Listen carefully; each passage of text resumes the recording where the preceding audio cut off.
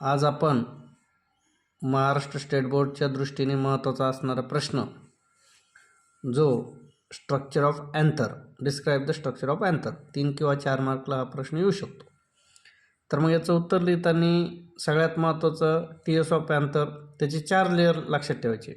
पहिला आहे एपिडर्मिस, दुसरा आहे एंडोथेसियम, तिसरा आहे मिडल लेअर, चौथा आहे टेपेटम. आणि प्रत्येकाचे 2 पॉईंट तुम्हाला लिहिता आले पाहिजे. समजा एपिडर्मिस आहे, it is outermost layer, म्हणजे एपिडर्मिस हा टीएस ऑफ अँथरचा आउटर मोस्ट लेअर आहे. दुसरा लिहायचा आहे it is made up of tubular cells. कोणत्या सेलपासून बनला आहे? तर ट्युब्युलर सेलपासून. आता दुसरा महत्त्वाचा लेअर आहे endothecium, it is sub epidermal layer. Epidermal layer नंतरचा लेअर तो सब इपिडर्मल लेअर आहे. It is made up of elongated cell. कोणत्या सेलपासून बनला आहे? तर इलॉंगेटेड सेलपासून बनला आहे. तिसरा आहे middle layer, it is inner to endothecium. एंडोथेसियमच्या नंतर जो आहे तो मिडल लेअर आहे.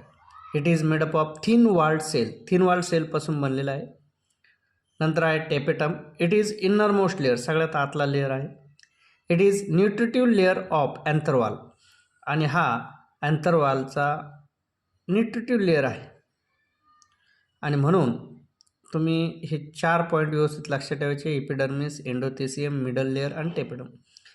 आणि तुम्ही अशा प्रकारे 4 मार्क्स घेऊ शकतात. त्यामध्ये डायग्राम पण काढणं महत्त्वाचं आहे. डायग्रामची 4 नावं तुम्ही लिहायची आहेत. जर व्हिडिओ आवडला असेल, शेअर, लाईक करा, सबस्क्राईब करा आणि डाउनलोड करा. धन्यवाद.